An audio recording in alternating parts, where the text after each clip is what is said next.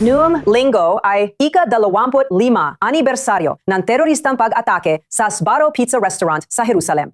16 na tao ang napatay, 130 pa ang nasugatan sa pambobomba. Ang asawa ni Shmuel Greenbaum, si Shoshana, ay isa sa mga napatay. Siya ay buntis at pareho silang namatay sa teroristang pag-atake. Simula noon, ginamit niya ang kanyang pagdurusa bilang daan sa isang makabuluhang layunin at numikha ng isang inisyatiba na tinatawag na Partners in Kindness. At kami ay lubos na natutuwa na makasama siya dito sa studio. Kumusta at maraming salamat sa iyong pagdating. Maraming salamat sa pag-imbita sa akin. Kaya 25 taon.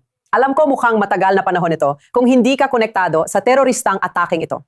Alam ko nangyari ito isang buwan bago ang 9/11. Una sa lahat, paano mo nagawang magluksa, alam mo, nung nangyari ito? At paano mo nagawang baguhin ang iyong buhay para sa ikabubuti? Sa tingin ko, bahagi nito ay personalidad. Palagi akong taong tumitingin sa mas malawak na larawan. Laging iniisip kung anong magagawa ko para mapasaya ang ibang tao. At kapag nakatuon ka sa ibang tao, natutulungan ka rin itong mapabuti ang sarili mo. Kawili-wili. Kaya nung nangyari ito, wala ka dito. Magkasama kayo sa Israel at nakauwi ka na noon. Umuwi na ako noong linggo at nangyari ang pag-atake noong Webes. Wow, kumusta naman ang pakiramdam na nandito ka sa Israel para sa anibersaryong ito? Parang kahapon lang ba ito sa'yo o kaya mo bang balikan at mapagtanto kung paano mo nabago ang sarili mo? Ibig kong sabihin sa isang banda, napaka-emosyonal nito. Napakalakas ng sakit. Pero sa kabilang banda, ang misyon ko dito ay magbigay inspirasyon. At talagang nakapagpapasigla na nandito ako at umaasa akong makatulong na magbigay inspirasyon. Para magdala ng mga tao. Kaya ikwento mo sa amin ang tungkol sa inisyatiba at kung ano ang tawag dito at kung paano ito isinasagawa. Kaya nangyari, sa loob ng 25 taon, nagpapalaganap ako ng mga kwento ng kabutihan. Mga tao mula sa iba't ibang panig ng mundo ang nagpapadala ng mga kwento ng kabutihan. At nakatanggap kami ng kamanghamanghang mga reaksyon mula sa mga tao tungkol sa kung paano ito nakaapekto sa kanila. Lalo na nung panahon ng ikalawang intifada, nung panahon ng Sbarro, kung kailan may matinding trauma sa buong bansa. At ang mga tao ay naantig sa mga kwento at ito ay nagbibigay inspirasyon at nakakatulong sa kanila iba-ibang klase ng mga reaksyon. At ganito rin noong 9/11. Talagang kamangha-mangha. Kaya marami akong ginawang pananaliksik, marami akong sinaliksik tungkol sa paksa, siyentipikong pananaliksik para lang makita kung anong napapasigla sa mga tao at paano natin mapapalago ito, paano natin mapapabuti ang mundo sa pamamagitan nito. Kaya sa loob ng 25 taon, ako ang gumagawa ng mga email. At talagang kamangha-mangha, makapangyarihan. Mga tao, nakakatawa talaga. Ngayong linggo, nasa Israel ako, kaya hindi ako naging masigasig sa pagpapadala ng mga email. Ipinapadala ko yon araw-araw. At sinasabi ng mga tao, nasaan ka na? Hindi, nakakatuwa talaga. Kamangha-mangha ito. Para nagmamadali akong umalis ng bahay noong araw ng yard site ni Shoshana at talagang nagmamadali ako noon. At ginagawa ko ito sa huling minuto. At parang naputol ko ang isang pangungusap mula sa isang kwento. At nakatanggap ako ng mga 20 email. Kinabukasan, iniisip ko, ano ba itong mga email na ito?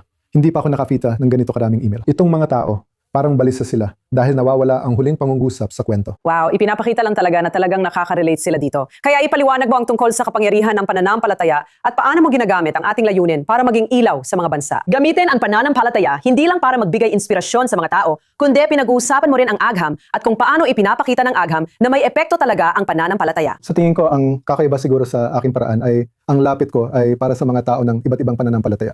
Hindi lang mga Hudyo, alam mo, hindi lang mga Kristiyano, hindi lang mga Muslim, kundi mga tao ng lahat ng pananampalataya. At pati na rin yung mga walang pananampalataya. Yan ang aking paraan. Paano mo nga ba nabibigyan ng pananampalataya ang mga walang pananampalataya? Kaya nakakabilib talaga. Kaya sa madaling salita, sa pamamagitan ng tingnan natin kung anong paraan ang dapat kong gamitin, sabihin na lang natin, isang biological na paraan. Kaya ang katawan ay gumagana sa pamamagitan ng mga hormone. Sa totoo lang, karamihan sa mga desisyon na ginagawa natin sa buhay ay naaapektuhan ng ating emosyon, ng mga hormone. At isa sa pinaka-interesanteng hormone ay ang oxytocin. At ang oxytocin ay ang hormone ng pag-ibig. At ito ang pinabubuklod ang mga tao at nagpapasaya ng kaluluwa. Ngayon, ang kamangha-mangha rito at sa mga siyentipikong pananaliksik na ginawa ko, ngayon, wala pa akong nakitang tiyak na ebidensya nito. Pero sa madaling salita, ang parehong hormone na nagpapasaya sa mga tao at konektado sa mga gawa ng kabutihan at sa kasiyahan na nararamdaman ng mga tao. Ang makasaksi ng kabutihan, makarinig tungkol sa kabutihan, at gumawa ng kabutihan ay siya ring hormone na ginagamit para sa mga spiritual na karanasan. Ayan, nakakahawa talaga. Mga relihiyosong karanasan, pero mga spiritual na karanasan para sa mga tao ng lahat ng reliyon. Ang ganda na, napaka-positibo mo. At Shmuel, ipagpatuloy mo lang ang magandang gawain sa pagdadala ng liwanag sa mundo. At muli, ang organisasyon ay tinatawag na Partners in Kindness. Magkikita tayo ulit dito sa susunod. Salamat.